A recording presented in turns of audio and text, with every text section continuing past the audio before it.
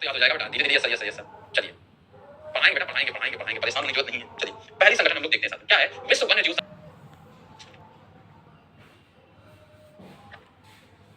चलिए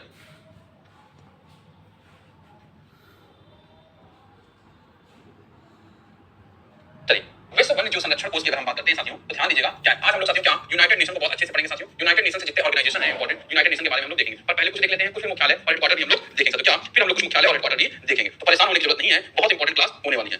चलिए क्या है? 19 अप्रैल 1961 को साथियों क्या इसकी स्थापना होती है? किसकी? World wide fund for nature साथियों। यह 1961 में स्थापित एक अंतरराष्ट्रीय गैर सरकारी संगठन है। इसे पहले विश्व वन्य जीव कोष के नाम से जाना जाता था। इसका इतना ध्यान रखना है, कब इसकी स्थापना होती है साथियों? तो मात्र 1961, इसका आपको याद रखना है साथियों। इससे पहले विश्व वन्य जीव कोष के नाम से जाना जाता था। यह विश्व का सबसे बड़ा संरक्षण संगठन देखने को मिलता है साथियों। बिल्कुल, अगर हम बात करते हैं कि चीची विशाल पांडा इसका लोगो है साथियों, तो क्या है? World wide fund for nature का स्थापना कब होती है? 1961 में देखने को मिलता है साथियों। ये सारी चीजें अंग्रेजी में है। और साथियों अगर हम बात करते हैं या लिविंग प्लैनेट रिपोर्ट साथियों हर 2 साल में निकालता है। World wide fund for nature India की स्थापना 1969 में की गई थी साथियों। पहले इसको साथियों ध्यान दीजिएगा, किसके नाम से जानते थे? बिल्कुल साथियों, वर्ल्ड वाइल्ड लाइफ फंड के नाम से जानते थे, जो 161 में 1961 में था। और world wild life fund India के हिसाब से हम बात करते हैं तो क्या भारत में 1969 में लॉन्च किया जाता है। और साथियों ये कहां पर इसका मुख्यालय है? बेंगलुरु कर्नाटक में देखने को मिलता है। World wild life fund for nature साथियों जो इंडिया में है उसकी स्थापना साथियों कब होती है? ध्यान देना, जो भारत में है उसकी स्थापना 1969 में होती है। और इसका मुख्यालय साथियों कहां पर है? हेडक्वार्टर की अगर हम बात करते हैं साथियों, तो कहां पर देखने को मिलता है? बेंगलुरु कर्नाटक में देखने को मिलता है। बेंगलुरु कर्नाटक में देखने को मिलता है। तो क्या बेंगलुरु कर्नाटक में देखने को मिलता है साथियों? ध्यान दीजिएगा साथियों। बिल्कुल, नेक्स्ट अगर हम बात करते हैं, क्या है? अंतरराष्ट्रीय ओलंपिक कमेटी साथियों। क्या बहुत इंपॉर्टेंट है आप लोग का अंतरराष्ट्रीय ओलंपिक कमेटी। 147 साल पर महाकुंभ, 12 साल में महाकुंभ मेला लगता है बेटा, ठीक है। कमेटी यह एक गैर लाभकारी स्वतंत्र अंतरराष्ट्रीय संगठन है साथियों। ओलंपिक खेलों को नियमित आयोजन सुनिश्चित करता है। कब इसकी स्थापना होती है साथियों? स्थापना 23 जून 1894 को होती है। मैंने आप लोगों को बताया आप लोगों को क्या क्या पढ़ना है साथियों। पहला तो आपको देखना है स्थापना साथियों। इसकी स्थापना कब होती है? 23 जून, याद रखिएगा। बिल्कुल 23 जून को साथियों ओलंपिक डे मनाया जाता है। क्या 23 जून 1894 हमें देखने को मिलता है। बिल्कुल, और पियरे डी कॉबर्टन द्वारा किया गया था। और 23 जून को प्रतिवर्ष साथियों क्या ओलंपिक दिवस के रूप में मनाया जाता है। पूछा जाएगा अंतरराष्ट्रीय ओलंपिक कमेटी का मुख्यालय कहां पर है? लुसाने स्विट्जरलैंड हमें देखने को मिलता है साथियों। क्या लुसाने स्विट्जरलैंड देखने को मिलता है। ध्यान दीजिएगा, मुख्यालय कहां है मतलब कि हेडक्वार्टर कहां है साथियों? तो लुसाने देखने को मिलता है। और लुसाने साथियों कहां पर है? स्विट्जरलैंड साथियों। कहां? स्विट्जरलैंड। जब हम लोग साथियों ध्यान दीजिएगा पढ़ेंगे स्पोर्ट, तो ओलंपिक के बारे में हम लोग अच्छे से पढ़ेंगे। प्रीवियस ईयर के क्वेश्चन साथियों आपको बिल्कुल ध्यान दीजिएगा, वो सारे प्रश्न हैं जो आप लोगों को एमसीक्यूज में या वर्कशीट में दिए जाते हैं। चलिए अगर हम बात करते हैं नेक्स्ट कि हेडक्वार्टर कहां पे साथियों? लुसाने स्विट्जरलैंड में देखने को मिलता है। स्थापना कब होती है? 23 जून 1894। बस इतना ही चीजें आपको लिखनी है, इसके अलावा आपको कुछ भी नहीं लिखना है साथियों। बिल्कुल, क्या अंतरराष्ट्रीय ओलंपिक कमेटी साथियों 1894 में जिसकी स्थापना होती है। बिल्कुल साथियों ध्यान दीजिएगा, 1894 में जिसकी स्थापना होती है 23 जून 1894 हमें देखने को मिलता है साथियों।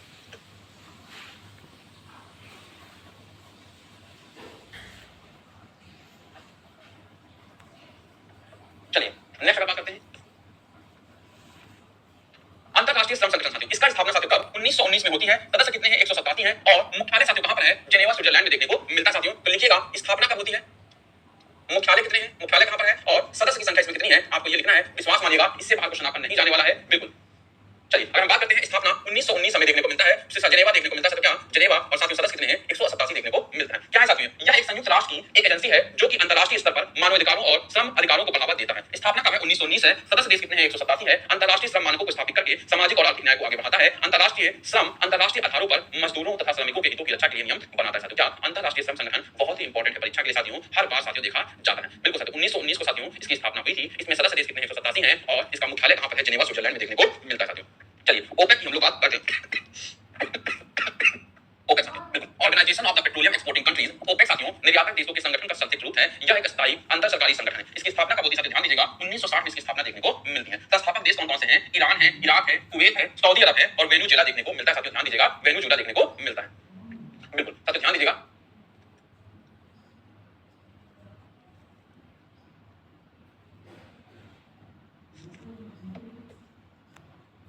बता रहे हैं 1894 दूंगा, समझ में नहीं आ रहा है।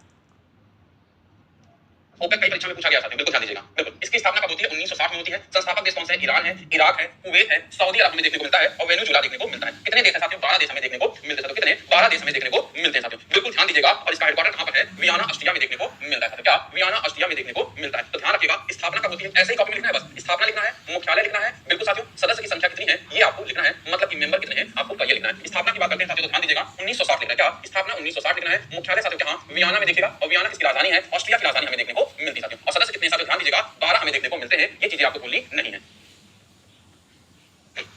चलिए इतना आपने लिखा। देखो बेटा ये सारी चीजें हम लोग करंट अफेयर में पढ़ेंगे कि इसकी मीटिंग कहां पर हुई है, इसकी अध्यक्षता किसने की है। हर एक चीज का अपना समय देखने को मिलता है।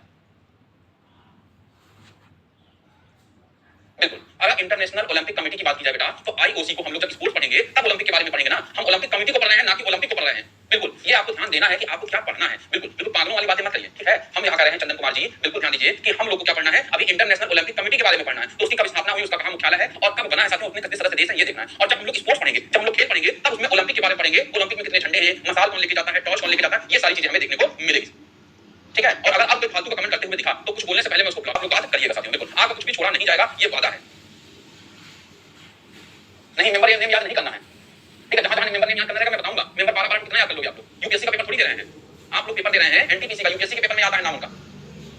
चलिए ओपे का देख लीजिएगा। कॉमनवेल्थ गेम्स की बात करते हैं। राष्ट्रमंडल साथियों, क्या कॉमनवेल्थ का मुख्यालय साथियों कहां पर है, लंदन इंग्लैंड में देखने को मिलता है साथियों। राष्ट्रमंडल स्वतंत्र देशों का एक संगठन है। यह संगठन उन देशों का समूह है जो कि कभी ब्रिटिश साम्राज्य के अधीन थे। राष्ट्रमंडल की नींव 19वीं शताब्दी के उपनिवेशवादी सिद्धांत पर आधारित है। 1887 में ब्रिटिश और उपनिवेशी प्रधानमंत्रियों का पहला सम्मेलन हुआ। उसके बाद 1911 में इंपीरियल सम्मेलन की स्थापना हुई साथियों। ये देखिए, मतलब कि कॉमनवेल्थ क्या है साथियों, सबसे पहले ये समझना है साथियों। बिल्कुल, अगर हम कॉमनवेल्थ की बात करते हैं, जो कभी ना कभी अंग्रेजों के गुलाम थे या उपनिवेशवाद के शिकार थे साथियों, उन देशों के समूह को क्या कहा गया, राष्ट्रमंडल या कॉमनवेल्थ का मुख्यालय कहा गया। सबसे पहला प्रश्न आपके दिमाग में यह आएगा कि राष्ट्रमंडल क्या है, जो कभी किसके किसके यूरोपियन कंट्रीज के साथियों क्या ब्रिटिश साम्राज्य के अधीन थे या उनके गुलाम थे या उपनिवेशवाद के शिकार थे साथियों, उनके समूह को हमने राष्ट्रमंडल कॉमनवेल्थ का कहा साथियों। बिल्कुल, और उसके बाद 1911 में किस चीज की स्थापना होती है, ध्यान दीजिएगा, इंपीरियल सम्मेलन की स्थापना होती है। तो क्या इंपीरियल सम्मेलन की स्थापना होती है और 1920 में इसका नाम बदलकर साथियों क्या ब्रिटिश कॉमनवेल्थ गेम कर दिया गया साथियों। क्या ब्रिटिश कॉमनवेल्थ गेम कर दिया गया और भारत को इसका हिस्सा नहीं रहना चाहिए, क्योंकि साथियों ये दिखाता है कि हम किनके गुलाम थे साथियों, और आज भी भारत इसका हिस्सा बना हुआ है साथियों। चलिए नेक्स्ट अगर हम लोग बात करते हैं, इसका मुख्यालय कहां पर है साथियों, लंदन में देखने को मिलता है। देश कितने हैं, 54 हैं। वो देश क्या है साथियों, अंतरराष्ट्रीय शांति और सुरक्षा बनाए रखना और सदस्य देशों के हितों की रक्षा करना साथियों। क्या उनकी रक्षा करेंगे साथियों, ये बताइए।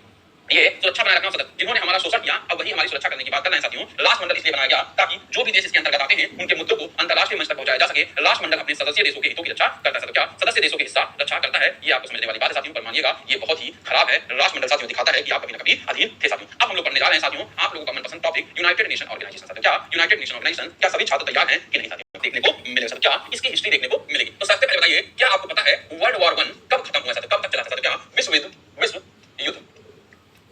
युद्ध फर्स्ट कब से कब तक चला था, बिल्कुल बताइए। किरण कुमार जी बिल्कुल, कीर्ति सैनी जी, शिवम कुमार जी उत्तर गलत है। 19 से 1918 19 देखने को मिलता था। क्या 1914 से 1918 हमें देखने को मिलता है, ठीक है। कहीं कहीं 19 कहीं कहीं 18। वर्ल्ड वॉर 1 साथियों खत्म होता है और इसको साथियों कि भविष्य में और कोई युद्ध ना हो, इसके लिए साथियों 1920 में साथियों ध्यान दीजिएगा, 1920 में 10 जनवरी 1920 को, बिल्कुल साथियों ध्यान दीजिएगा, 10 जनवरी 1920 को लीग ऑफ नेशन बनाया जाता है। क्या साथियों ध्यान दीजिएगा, 10 जनवरी 1920 को लीग ऑफ नेशन बनाया जाता है। लीग ऑफ नेशन का मतलब क्या होता है, ये आपको बताना है साथियों। क्या लीग ऑफ नेशन का मतलब क्या होता है, ये आपको बताना है। लीग ऑफ नेशन साथियों क्यों बनाते हैं कि भविष्य में कोई भी युद्ध ना हो सके साथियों। कब 10 जनवरी 1920 को साथियों। क्या 10 जनवरी 1920 को इसकी स्थापना होती है कि भविष्य में और कोई युद्ध ना हो सके। पर विश्वास मानिएगा साथियों, लीग ऑफ नेशन अपाहिज था, उसने साथियों बिल्कुल ध्यान दीजिएगा 1939 से लेके 1945 तक युद्ध होता है और उस युद्ध का क्या नाम है साथियों, वर्ल्ड वॉर 2 नाम है साथियों। विश्व युद्ध सेकंड हमें देखने को मिलता है साथियों। क्या वर्ल्ड वॉर 2 हमें देखने को मिलता है। क्या साथियों वर्ल्ड वॉर सेकंड हमें देखने को मिलता है, मतलब कि विश्व युद्ध द्वितीय हमें देखने को मिलता है। तो बताइए लीग ऑफ नेशन साथियों, क्या लीग ऑफ नेशन सक्सेसफुल रहा कि नहीं रहा विश्व को युद्ध में रोकने के साथियों, बिल्कुल सक्सेसफुल नहीं रहा।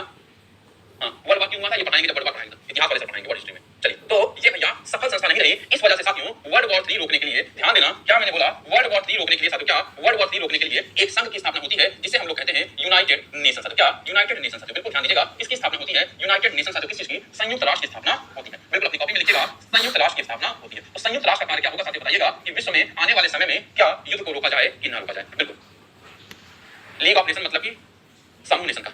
चलिए ये समझ आई। तो मैंने कहा विश्व युद्ध 1 हुआ 1914 से 18, लीग ऑफ नेशन बन जाता है 10 जनवरी 1920 को कि आगे भविष्य में युद्ध ना हो पाए। पर 1939 से 45 तक हमें तृतीय विश्व युद्ध देखने को मिलता है, जहां पे विश्व युद्ध हो जाता है साथियों और उसमें बनता है यूनाइटेड नेशन साथियों। बिल्कुल, तो यूनाइटेड नेशन का आपको समझ में आ गया साथियों क्या होता है क्या नहीं होता है। बिल्कुल, अगर हम बात करते हैं संयुक्त राष्ट्र नाम साथियों, संयुक्त राष्ट्र अमेरिका के राष्ट्रपति फ्रैंकलिन डी रूजवेल्ट द्वारा दिया गया है। पूछा जाएगा यूनाइटेड नेशन का नाम किसके द्वारा दिया गया है साथियों, बिल्कुल तो फ्रैंकलिन डी रूजवेल्ट के द्वारा दिया गया है। स्थापना कब होती है साथियों, तो 24 अक्टूबर 1945 को स्थापना देखने को मिलती है और इसीलिए यूनाइटेड नेशन डे साथियों 24 अक्टूबर को मनाया जाता है। सदस्य देश कितने हैं, 193 है और 193 के साथियों कौन है, साउथ सुडान हमें देखने को मिलता है साथियों। कौन, साउथ सुडान हमें देखने को मिलता है साथियों। लिखिएगा कौन देखने को मिलता है, साउथ सुडान हमें देखने को मिलता है साथियों। ध्यान दीजिएगा कौन देखने को मिलता है, साउथ सुडान देखने को मिलता है।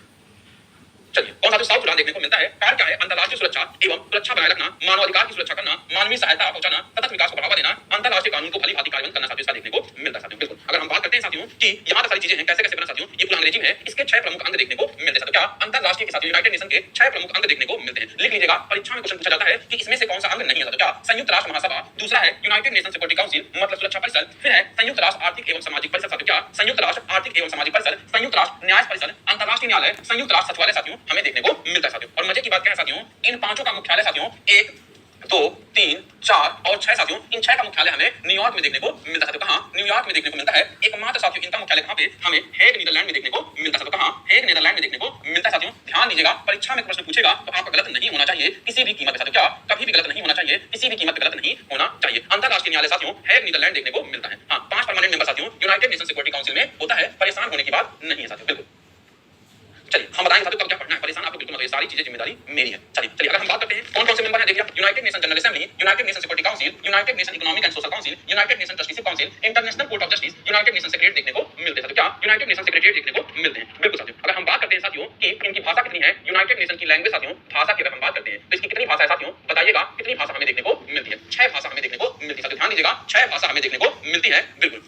कौन कौन सी भाषा है? इंग्लिश है, फ्रेंच है साथियों। क्या? अंग्रेजी है, पहली भाषा हमें क्या इंग्लिश देखने को मिलती है, दूसरी भाषा हमें फ्रेंच देखने को मिलती है, तीसरी भाषा साथियों चाइनीज देखने को मिलती है, फिर साथियों हमें क्या अरेबिक भाषा देखने को मिलती है। साथियों क्या? अरेबिक भाषा देखने को मिलती है, अरेबिक के बाद साथियों रसियन देखने को मिलता है, रसियन देखने को मिलता है, फिर साथियों क्या स्पेनिश भाषा देखने को मिलती है। साथियों क्या 6 भाषा हमें देखने को मिलती है, बिल्कुल ध्यान दीजिएगा। कितनी भाषा देखने को मिलती है? इंग्लिश देखने को मिलती है जिसे हम प्यार से अंग्रेजी कहते हैं। क्या अंग्रेजी कहते हैं। फ्रेंच देखने को मिलती है, मतलब कि साथियों फ्रेंच की भाषा देखने को मिलती है, चाइनीज भाषा देखने को मिलती है, चीन की भाषा देखने को मिलती है, अरेबिक साथियों देखने को मिलता है, क्या अरेबिक भाषा देखने को मिलती है, फिर साथियों क्या रूस की भाषा देखने को मिलती है, और फिर साथियों क्या स्पेन की भाषा देखने को मिलती है, स्पेनिश भाषा देखने को मिलती है। तो 1 2 3 4 5 और 6 साथियों, बिल्कुल। अगर यूनाइटेड नेशन सिक्योरिटी काउंसिल की बात करते हैं तो ये 6 चीजें आपको याद करनी है साथियों, बिल्कुल। 24 अक्टूबर 1900, चलिए करंट प्रेसिडेंट है साथियों किसके? यूनाइटेड नेशन के साथ, ध्यान दीजिएगा। चलिए संयुक्त राष्ट्र के, ठीक है। अब इसमें आता है यूनिसेफ साथियों। क्या? बिल्कुल ध्यान दीजिएगा, यूनिसेफ हमें देखने को मिलता है, बिल्कुल। ये भी साथियों क्या है? एजेंसी हमें देखने को मिलती है, बहुत इंपॉर्टेंट है साथियों, ध्यान दीजिएगा। यूनाइटेड नेशन चिल्ड्रंस फंड साथियों इसका फुल फॉर्म होता है साथियों, बिल्कुल। अगर हम बात करते हैं संयुक्त राष्ट्र बाल कोष साथियों, पहला या अंतरराष्ट्रीय बाल आपातकालीन कोष के नाम से जाना जाता था। इसकी स्थापना साथियों 11 दिसंबर 1946 को होती है। कब? 11 दिसंबर 1946 को होती है। इसका उद्देश्य क्या है? जब दूसरा विश्व युद्ध चल रहा था तो उसमें जो तबाह हुए बच्चे थे और माताएं थी उनको आपातकालीन स्थिति में साथियों भोजन मुहैया कराना था। तो यूनिसेफ का फॉर्मेशन साथियों क्यों हुआ था कि जब सेकंड वर्ल्ड वॉर हुआ था उसमें माताओं और बच्चों को भोजन देना था। अब अभी का कार्य क्या है? बच्चों का विकास करवाना है, बच्चों को हिंसा से बचाना है, बाल श्रम का विरोध करना है और बच्चों के अधिकारों को वैधानिक संघर्ष के लिए काम करना है साथियों, हमें ये देखने को मिलता है साथियों। और इसके प्रमुख कौन थे? कैथरीन रसेल हमें देखने को मिलती है साथियों, बिल्कुल। यूनिसेफ साथियों ध्यान दीजिएगा, पहले किस लिए बनाया गया था, अभी किस लिए बनाया गया है, इसका मुख्यालय साथियों कहां पर है, स्थापना कब होती है, ये साथियों आपको ध्यान देना है, बिल्कुल। अगर हम पॉलिटी में बात करते हैं तो आर्टिकल 23 और 24 बाल श्रम के बारे में बताता है, 24 साथियों राइट अगेंस्ट एक्सप्लॉइटेशन, तो वहां पे हमें नहीं जाना साथियों, जितना काम की चीजें हैं उतनी हमें देखनी है। स्थापना आपको लिखना है साथियों, मुख्यालय लिखना है साथियों, अगर ये दो चीजें लिखते हैं तो आपका काम हो जाएगा। नेक्स्ट अगर हम बात करते हैं United nation high commissioner for refugee साथियों, संयुक्त राष्ट्र शरणार्थी उच्च आयोग साथियों, इसका स्थापना कब होती है? 1950 में देखने को मिलता है और मुख्यालय साथियों कहां पर है? जिनेवा स्विट्जरलैंड में देखने को मिलता है। तो कहां? बिल्कुल साथियों। और जो मतलब क्या है कि जो रिफ्यूजीज है साथियों, जो शरण लेते हैं अपने देश से जाकर दूसरे देश में, उसे हम लोग रिफ्यूजीज कहते हैं साथियों। क्या रिफ्यूजी कहते हैं जो चुपके से साथियों अपने देश से दूसरे देश में भाग के आते हैं। 3 शब्द हमें देखने को मिलता है साथियों। क्या? एक तो हमें देखने को मिलता है रिफ्यूजी, सुना होगा, दूसरा साथियों माइग्रेशन सुना होगा आप लोगों ने कि माइग्रेट करके जा रहे हैं, और तीसरा साथियों क्या इंटरनली डिस्प्लेस्ड पीपल देखने को मिलता है। क्या इंटरनल डिस्प्लेस्ड पीपल देखने को मिलता है साथियों, ध्यान दीजिएगा, इंटरनल डिस्प्लेस्ड पीपल हमें देखने को मिलता है साथियों, बिल्कुल। तो अगर हम रिफ्यूजी की बात करते हैं, जब किसी देश में युद्ध होता है और वह देश से साथियों दूसरे देश में चले जाते हैं तो उसे हम लोग रिफ्यूजीज कहते हैं। माइग्रेशन क्या होता है? एक जगह से दूसरी जगह जाना, जब उन्हें किसी अच्छे काम की तलाश होती है तो साथियों उसे हम माइग्रेशन कहते हैं। पर इंटरनल डिस्प्लेस्ड पीपल का मतलब क्या होता है कि जब किसी देश में वो अपनी जगह छोड़कर दूसरी जगह अपने ही देश में चले जाते हैं, उसी देश में साथियों तो उन्हें इंटरनली डिस्प्लेस्ड पीपल के नाम से जाना जाता है साथियों, बिल्कुल ध्यान दीजिएगा, बिल्कुल। क्या जाना जाता है? इंटरनली डिस्प्लेस्ड पीपल के नाम से जाना जाता है, बहुत इंपॉर्टेंट है। जैसे कश्मीर के लोग साथियों, कश्मीरी पंडित कश्मीर से भागकर साथियों उनको भगाया गया और वो वहां आके दिल्ली में दूसरे पार्ट ऑफ द कंट्री में बस जाते हैं, वो कौन है? इंटरनली डिस्प्लेस्ड पीपल में देखने को मिलता है। और जैसे हम और आप साथियों बिल्कुल महाकुंभ में आए श्रद्धालु नहीं बेटा, महाकुंभ में आए श्रद्धालु अपने मन से जाते हैं। इंटरनली डिस्प्लेस्ड पीपल का मतलब होता है जो फोर्सफुली एक जगह से दूसरी जगह जाते हैं। माइग्रेशन का मतलब होता है कि हम अच्छी लाइफस्टाइल जीने के लिए एक जगह से दूसरी जगह माइग्रेट करके जाते हैं। जैसे माइग्रेशन का मतलब है कि आप विदेश जाकर पढ़ने लगते हैं, और रिफ्यूजीज का मतलब क्या होता है? जो बांग्लादेश से रिफ्यूजीज आ जाते हैं साथियों, वो रिफ्यूजी कहलाता है। समझ में आई तीनों चीजें, बिल्कुल। और इनको नोबेल का शांति पुरस्कार मिला है 1954 में और 1981 में मिला साथियों। क्या? बिल्कुल। वर्तमान उच्चायुक्त साथियों जब आपका पेपर होगा, जब हम लोग पढ़ेंगे साथियों, वो आपको देखने को मिलेगा साथियों। चलिए ये देखिए, अंतरराष्ट्रीय परमाणु ऊर्जा एजेंसी साथियों, इंटरनेशनल एटॉमिक एनर्जी एजेंसी साथियों, बहुत इंपॉर्टेंट है आप लोगों के लिए साथियों। क्या? इंटरनेशनल एटॉमिक एनर्जी एजेंसी साथियों, क्या इसका उद्देश्य साथियों? विश्व में परमाणु ऊर्जा का शांतिपूर्ण उपयोग करना है। और इसकी स्थापना कब होती है साथियों? ध्यान दीजिएगा, 1957 में। सदस्य देश कितने हैं साथियों? 171 हमें देखने को मिलते हैं। और कहां पर है साथियों? वियना ऑस्ट्रिया में देखने को मिलता है। तो क्या वियना ऑस्ट्रिया में देखने को मिलता है साथियों, ध्यान दीजिएगा। कहां पर? अंतरराष्ट्रीय परमाणु ऊर्जा एजेंसी का मुख्यालय साथियों वियना ऑस्ट्रिया में है। स्थापना 1957 में होता है साथियों। और सदस्य देश कितने हैं? 171 हैं। और भारत 1957 में ही इसका सदस्य बन गया था साथियों। क्या भारत 1957 में ही इसका सदस्य बन गया था, ये आपको ध्यान रखना है साथियों। चलिए अगर हम बात करते हैं संयुक्त राष्ट्र औद्योगिक विकास संगठन साथियों, United Nation Industrial Development Organisation, इसकी स्थापना कब होती है? 1996 में होती है। सदस्य देश कितने हैं? 170 हैं। और इसकी मुख्यालय कहां पर है? वियना ऑस्ट्रिया में देखने को मिलता है। 3 पॉइंट आपको लिखना है साथियों। पहला, मुख्यालय कहां पर है? दूसरा, स्थापना कब होती है? सदस्य देश कितने हैं साथियों? विश्वास मानिएगा। और चौथा, इसके अध्यक्ष आपको देखना है साथियों, वो जब करेंट करेंगे तब आपको पता चलेगा साथियों। चलिए नेक्स्ट अगर हम बात करते हैं United nation conference on trade and development साथियों, इसका मुख्यालय साथियों कहां पर है? जिनेवा स्विट्जरलैंड में देखने को मिलता है। स्थापना कब होती है साथियों? 1964 में। सदस्य देश कितने हैं? 195 देखने को मिलता है। और इनका क्या काम है? प्रोत्साहन देना, वित्त और प्रौद्योगिकी में सहित विकास के सभी पहलुओं से संबंधित नीतियां तैयार करना हमें देखने को मिलता है साथियों। स्थापना कब होती है? 1964 में। भैया स्थापना एक बार भूल जाना, पर साथियों आपको मुख्यालय नहीं भूलना है। मुख्यालय से प्रश्न आता ही आता है, ना चाहते हुए भी आपको प्रश्न देखने को मिलेगा साथियों।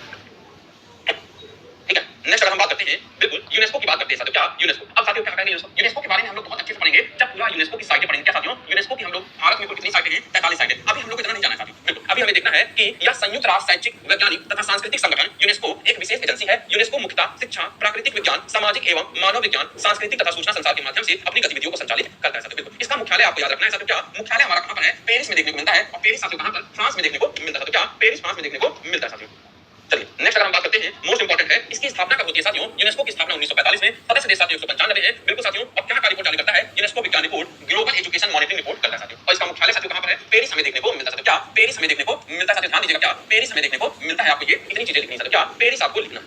चलिए नेक्स्ट अगर हम बात करते हैं कि अंतरराष्ट्रीय न्यायालय साथियों। क्या इंटरनेशनल कोर्ट ऑफ जस्टिस, मैंने आपको यूनाइटेड नेशन पढ़ाया था, यही एक ऐसी मात्र संस्था है जिसका मुख्यालय साथियों हेग नीदरलैंड में देखने को मिलता है। और इसकी स्थापना साथियों 1945 में होती है। सदस्य देश कितने हैं? 193 हैं। मुख्यालय कहां पे है? हेग नीदरलैंड में देखने को मिलता है। कहां? हेग नीदरलैंड में देखने को मिलता है। बिल्कुल साथियों। इंटरनेशनल कोर्ट ऑफ जस्टिस की स्थापना 1945 में। सदस्य देश 193, मुख्यालय साथियों हेग नीदरलैंड में देखने को मिलता है। ये साथियों यूनाइटेड नेशंस का एक अंग देखने को मिलता है साथियों। बिल्कुल। और हम बात करते हैं, यह राष्ट्रों के बीच कानूनी विवाद को सुलझाता है और अधिकृत साथियों बिल्कुल ध्यान दीजिएगा, अधिकृत बिल्कुल अधिकृत संयुक्त राष्ट्र के आगे तथा विशेष सदस्य द्वारा निर्दिष्ट कानूनी और अंतर्राष्ट्रीय कानून के अनुसार सलाह देता है। इसमें कितने न्यायाधीश होते हैं साथियों? बिल्कुल अगर हम बात करते हैं 15 न्यायाधीश हमें देखने को मिलते हैं। उनका कार्यकाल कितना होता है? 9 वर्ष का इनका कार्यकाल होता है। बिल्कुल अगर हम बात करते हैं भारत की तरफ से साथियों, नागेंद्र सिंह चुने गए थे, रघुवीर स्वरूप चुने गए थे और दलवीर सिंह भंडारी चुने गए थे साथियों। और 2026 तक रहेंगे, ये आपको याद रखना है साथियों। तो कितने जज होते हैं? 15 जज होते हैं। कितने साल के लिए होते हैं? 9 साल के लिए होते हैं। भारत के लिए कौन कौन चुना गया है? नागेंद्र सिंह चुने गए हैं, रघुवीर स्वरूप पाठक चुने गए हैं साथियों और दलवीर भंडारी चुने गए हैं साथियों। पहली बार साथियों 2012 में चुने गए थे और दूसरी बार साथियों 2017 में चुने गए हैं। कब तक रहेंगे साथियों? 2026 तक रहेंगे अंतरराष्ट्रीय कोर्ट ऑफ जस्टिस में। क्या अंतरराष्ट्रीय कोर्ट ऑफ जस्टिस में रहेंगे साथियों। चलिए संयुक्त राष्ट्र विकास का प्रोग्राम साथियों, कार्यक्रम यूनाइटेड नेशन साथियों। क्या डेवलपमेंट प्रोग्राम हमें देखने को मिलता है। इसका मुख्यालय साथियों कहां पर? न्यूयॉर्क अमेरिका में देखने को मिलता है। क्या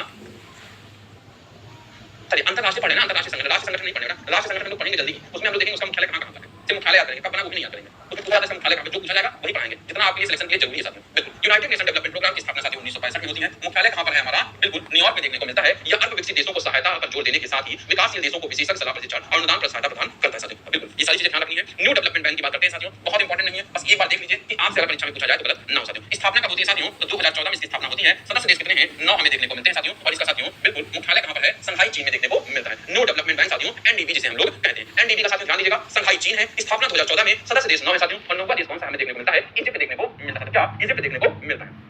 चलिए नेक्स्ट साथियों, अंतरराष्ट्रीय सौर गठबंधन साथियों। क्या अंतरराष्ट्रीय सौर गठबंधन, इंटरनेशनल सोलर अलायंस साथियों। बिल्कुल इसका मुख्यालय बहुत इंपॉर्टेंट है क्योंकि इसका मुख्यालय साथियों कहां पर? भारत में देखने को मिलता है। क्या 2015 में भारत एवं साथियों फ्रांस के संयुक्त प्रयास से पेरिस में इसकी स्थापना होती है और गुरुग्राम हरियाणा साथियों इसका देखने को मिलता है। बिल्कुल साथियों अब इसमें सदस्य की संख्या 100 के पार जा चुकी है साथियों। ये देखिए पूरा इंग्लिश है बेटा।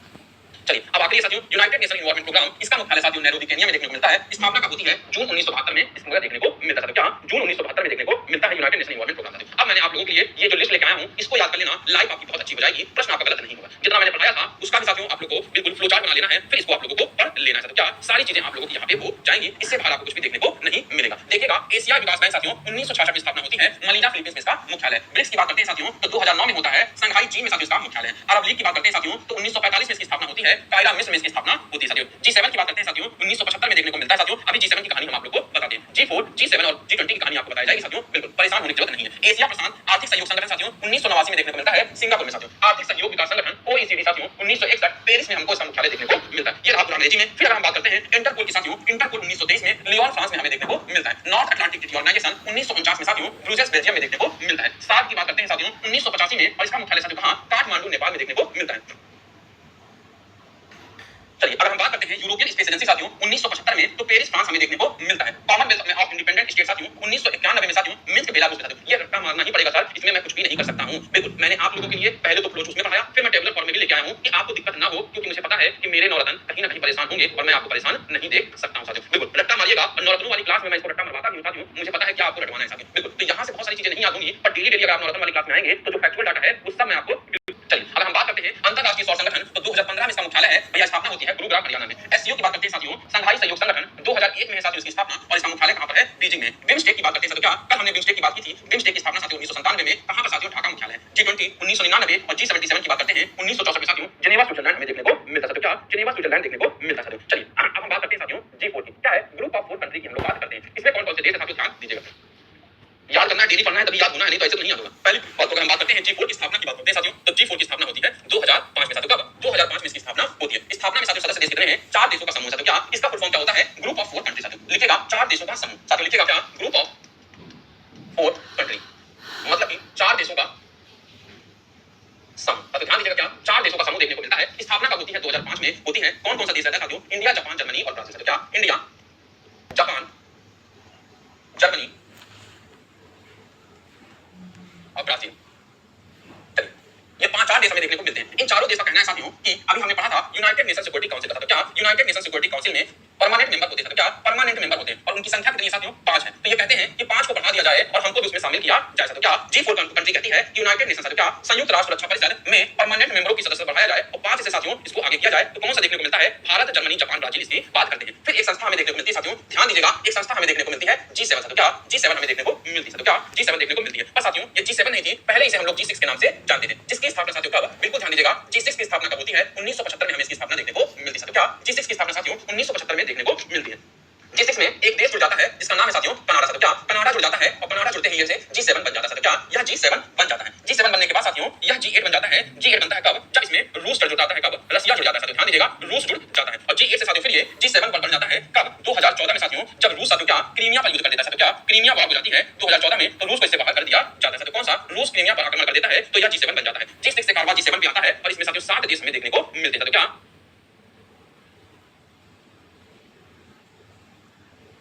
चलिए अगर हम बात करते हैं G7 में, तो इसमें साथियों यूएसए हमें देखने को मिलता है, कनाडा हमें देखने को मिलता है साथियों। क्या यूएसए, कनाडा, ब्रिटेन हमें देखने को मिलता है साथियों। कौन सा? ब्रिटेन हमें देखने को मिलता है, इटली हमें देखने को मिलती है साथियों, फ्रांस हमें देखने को मिलता है और जर्मनी हमें देखने को मिलता है साथियों। क्या जर्मनी हमें देखने को मिलता है, बिल्कुल साथियों ध्यान दीजिएगा। और साथियों हमें क्या जापान देखने को मिलता है। ये साथियों कौन? ये 7 देश साथियों अभी इसके मेंबर साथियों। क्या 7 देश इसके मेंबर हैं और इसकी ट्रिक है साथियों, ध्यान दीजिएगा, ट्रिक की बात करते हैं तो ट्रिक है जूस विद जी साथियों। क्या जूस विद जी साथियों, बिल्कुल यहाँ से J से जापान, U से यूएसए, I से इंडिया, C से कनाडा, E से यूरोप, G से साथियों जर्मनी, F से फ्रांस हमें देखने को मिलता है साथियों। तो इसकी ट्रिक याद रख लीजिएगा, बिल्कुल आपकी तिवारी जी, अगर आपको याद है तो क्लास करने की जरूरत नहीं है, बार बार मैसेज मत करिए, तो ब्लॉक कर दिए जाएंगे साथियों।